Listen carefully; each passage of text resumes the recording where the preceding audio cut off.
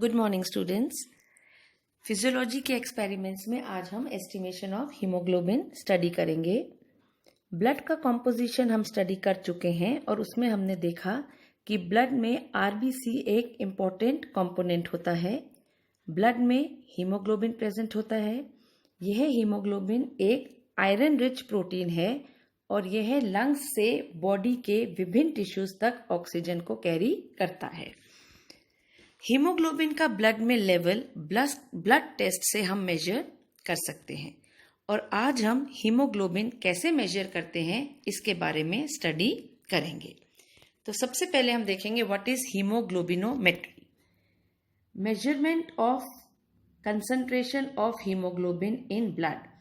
जो भी amount haemoglobin का ब्लड में है उसका जो मेजरमेंट करते हैं उसको हम हीमोग्लोबिनोमेट्री कहते हैं।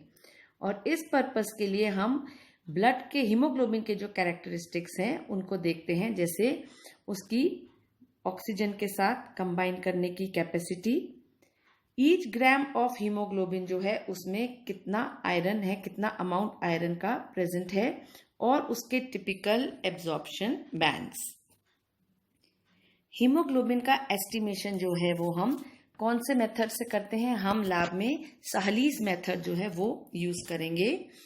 साहलीज हीमोग्लोबिनोमीटर के ये जो पिक्चर दिखा रहे हैं इसमें सारे इसके कंपोनेंट्स जो हैं वो प्रेजेंट हैं। हमें क्या क्या चाहिए?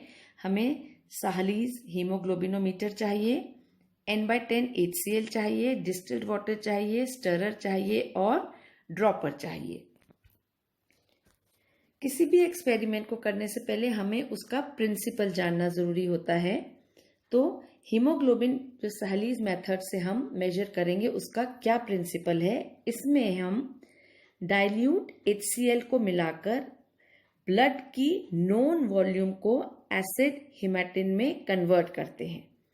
ठीक है, एक ज्ञात मात्रा जो है ब्लड की उसको हम एसिड हिमेटिन में कन्वर्ट करते हैं और उसको एक स्टैंडर्ड से फिर कंपेयर करते हैं और हम फिर हीमोग्लोबिन का अमाउंट जो है उसका एस्टिमेट कर सकते हैं। यानी कि जो हीमोग्लोबिन की मात्रा है उसको फिर हम एस्टिमेट कर सकते हैं। So this is the principle of this experiment. The amount of hemoglobin can be estimated by the conversion of the known volume of blood into acid hemetin by the addition of dilute HCl and then the subsequent calorimetric comparison with a suitable standard.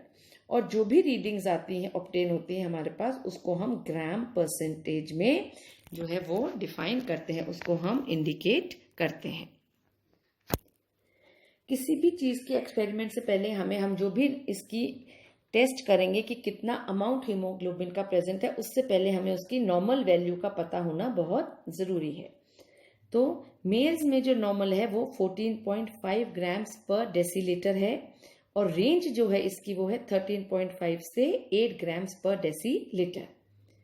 On the other hand females में ये कुछ कम होता है, it is 12.5 grams पर decilitre, इसको हम average मानते हैं और जो रेंज है वो है 11.5 से 16.5 ग्राम्स पर डेसीलीटर। इस फिगर में हम हीमोग्लोबिनोमीटर के डिफरेंट पार्ट्स देखते हैं। साहलीज हीमोग्लोबिनोमीटर के थोड़ा सा एनलार्ज कर लेते हैं।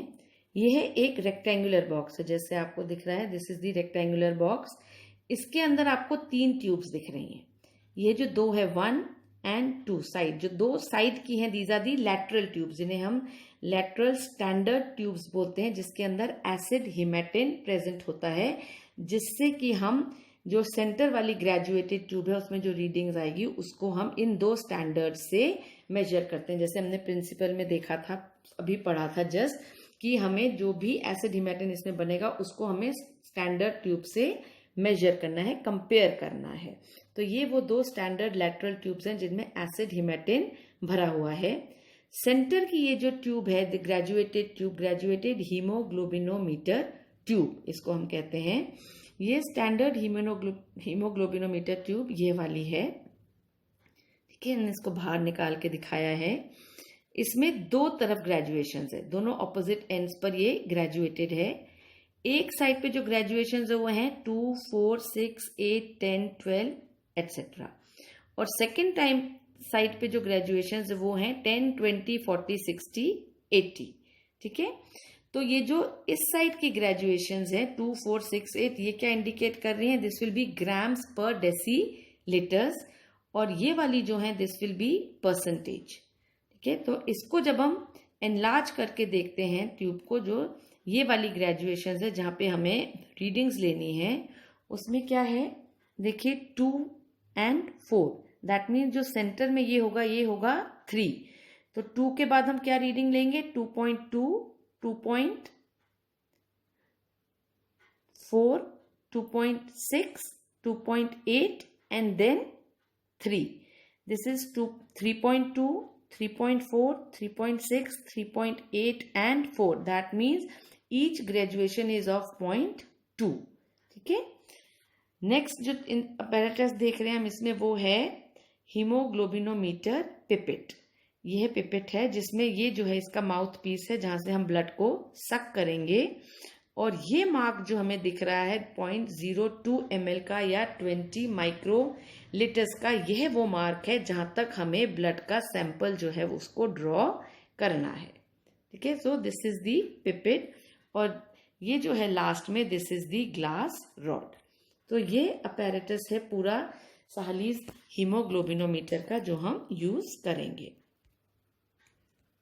सबसे पहले हमें क्या चीज चाहिए, प्रोसीजर हम देखें अब, तो हमें चाहिए point NaCl, we require distilled water and we require blood sample. ठीक है, ये 3 चीजें हमें चाहिए।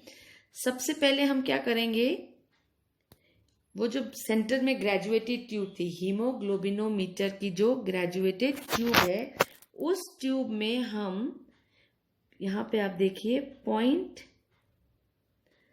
ये जो मार्क है 2 पॉइंट, स्टार्ट हमने देखा था 2 मार्क से स्टार्ट हो रही है ग्रेजुएशन, तो उसके नीचे जो व्हाइट पोर्शन दिख रहा है ये 2 मार्क है, इसके नीचे जो व्हाइट है दिस इज N/10 HCl, तो हमें 0.2 मार्क तक N/10 HCl जो है उसको लेना है। ओके, फिर इसके बाद नेक्स्ट स्टेप में हम क्या देखेंगे, ब्लड को लेना है हमें। ठीक है, तो माइक्रो जो हमने पिपेट देखा था उस पिपेट में 2.02 ml तक या 20 माइक्रोलीटर्स तक जो है हम उसमें ब्लड सैंपल जो है वो ड्रॉ करेंगे। तो नेक्स्ट स्टेप में हमने पिपेट में ब्लड लिया, और उस ब्लड को फिर हम कहाँ ट्रांसफर करेंगे, again into this graduated tube. ये ग्रेजुएटेड ट्यूब जो है इसमें हमको ये ब्लड जो हमने 0.02 ml तक ड्रॉ किया था उसको इसमें ट्रांसफर करना है। ठीक है, सो ये हमने ब्लड जो है इसमें ट्रांसफर कर दिया। ठीक है, तो हमने क्या किया, फर्स्ट स्टेप में हमने ग्रेजुएटेड ट्यूब में जो है ड्रॉपर की मदद से 0.1 NaCl लिया, उसके बाद पिपेट में हमने ब्लड सैंपल को लिया, पिपेट्स में से हमने 20 माइक्रोलीटर मार्क तक ब्लड सक करा, और यहाँ पर हमें यह भी ध्यान देना है कि जब हम सक कर रहे हैं ब्लड को इधर, तो उसमें कोई एयर बबल जो है वो नहीं आना चाहिए। ठीक है, तो 20 माइक्रोलीटर्स मार्क तक जब ब्लड पिपेट में हमने ड्रॉ किया, उसके बाद जो भी एक्स्ट्रा ब्लड जो है यहाँ पर होता है उसको हम जो है वो टिप पर जो प्रेजेंट है उसको हम रब कर देते हैं, हम किसी कपड़े से उसको पोंछ देते हैं। फिर उसने हम क्या किया, हमने उसको इस ग्रेजुएटेड ट्यूब में ट्रांसफर किया। तो इमीडिएटली जैसे ही हम पिपेट में ब्लड देते हैं, इमीडिएटली हमें उस ब्लड को फिर ग्रेजुएटेड ट्यूब में ट्रांसफर करना है, इससे पहले कि ब्लड जो है वो उस पिपेट में क्लॉट हो जाए। यहाँ पर हमको यह भी ध्यान रखना है कि जैसे ही हम ब्लड को पिपेट से ग्रेजुएटेड ट्यूब में ट्रांसफर करते हैं, हमें पिपेट को जो है N/10 HCl से वॉश कर देना है, रिंस कर देना है, उसको उससे साफ कर देना है ताकि उसमें ब्लड क्लॉटिंग जो है वो नहीं होए। ओके, इसके बाद नेक्स्ट स्टेप में हम क्या करेंगे, जो भी हमने अभी देखा इसमें हमने ब्लड को ट्रांसफर कर दिया। अब 10 मिनट तक हम ब्लड को जो है इसके अंदर रहने देंगे। ओके, ये है हमारा हीमोग्लोबिनोमीटर का अपैरेटस आ गया। यह है ग्रेजुएटेड ट्यूब जिसमें हमने N/10 HCl 2 मार्क तक लिया है और उसके बाद उसमें 20 माइक्रोलीटर ब्लड जो है वो ट्रांसफर किया है। इसको हमें ऐसे ही 8 से 10 मिनट तक छोड़ देना है ताकि जो जितना भी ब्लड में हीमोग्लोबिन का है उसका मैक्सिमम कन्वर्शन जो है वो एसिड हीमोटिन में हो जाए और वो ब्राउन कलर का हो जाए। जहाँ पे देखिए हम जब हम ब्लड डाल रहे थे इससे पहले वाले उसमें हम देखेंगे एक स्लाइड में, तो उसमें क्या था कि ये रेड कलर का है। यहाँ पे देखिए this is red in colour, लेकिन अब जब हम उसको 10 मिनट तक छोड़ देते हैं तो क्या है, it becomes dark brown in colour. 10 minute के बाद जो है हमें इसके अंदर ड्रॉप बाय ड्रॉप, इस ट्यूब में ड्रॉप बाय ड्रॉप हमें डिस्टिल्ड वाटर जो है वो ऐड करेंगे, बूंद बूंद करके। ये देखिए इस तरीके से हम इसमें बूंद बूंद कर डिस्टिल्ड वाटर ऐड करेंगे। हम एक साथ डिस्टिल्ड वाटर नहीं डालेंगे, नहीं तो ओवर डाइल्यूशन जो है वो हो जाएगी। तो इस तरीके से ड्रॉप ड्रॉप जो है हम डालेंगे और हर बार जब भी हम डालेंगे हम उसको स्टरर से हिलाएंगे। तो इस तरीके से जब भी जो भी एंड पॉइंट आएगा इसको हम तब तक डाइल्यूशन को कंटिन्यू करेंगे जब तक कि सेंटर ग्रेजुएटेड ट्यूब जो है उसकी रीडिंग साइड की लैटरल ट्यूब्स जो है उससे के बराबर कलर की नहीं आ जाए। तब तक हम इसमें ड्रॉप ड्रॉप करके जो है डिस्टिल वाटर जो है वो ऐड करेंगे और स्टरर से हर बार उसको हिलाएंगे। तो एंड में जो है हम रीडिंग को नोट करेंगे और उसको ग्राम्स परसेंटेज में इंडिकेट करेंगे। ओके, यहाँ पर हमें ये चीज ध्यान रखनी है कि जब भी हम कलर्ड ट्रांसपेरेंट फ्लूइड लेते हैं तो हम उसका लोअर मेनिस्कस जो है उसको स्टडी करते हैं। तो रीडिंग में हम इसमें लोअर मेनिस्कस जो है वो रीड करेंगे। एक चीज और ध्यान में यहाँ रखनी है कि जब भी हम एंड पॉइंट की तरफ पहुंच रहे होते हैं, जब भी हम ये देखेंगे कि लैटरल ट्यूब्स जो हैं वो मेजर उनकी जो रीडिंग सेंट्रल ग्रेजुएटेड ट्यूब जो है उसकी रीडिंग साइड वाली दोनों से मैच करे, उसका कलर जो है वो साइड की लैटरल ट्यूब से मैच करे। तो अक्सर ऐसा होता है कि या तो वो एक शेड डार्क हो जाता है एक ड्रॉप डालने से ही, या वो एक शेड लाइट रह जाता है। तो ये यही दिखा रहे हैं साइड डाइल्यूटेड एसिड हिमेटिन है, this is darker, this is darker, this is lighter, और जो बीच का है दिस इज दी स्टैंडर्ड। तो इस केस में हमें क्या करना है कि दो रीडिंग्स लेनी है, एक स्टेज डार्कर की है और दूसरी जो एक स्टेज लाइटर की थी। ठीक है, तो इन दोनों का एवरेज जो है उसको निकाल के हमें एंड रिजल्ट मानते हुए ग्राम्स परसेंटेज में इंडिकेट करना है। ये देखिए, अब नेक्स्ट स्टेज में हम देखेंगे कि इसके क्या एडवांटेजेस हैं। हमने जो मेथड स्टडी किया सालीज मेथड, इसके क्या एडवांटेजेस हैं।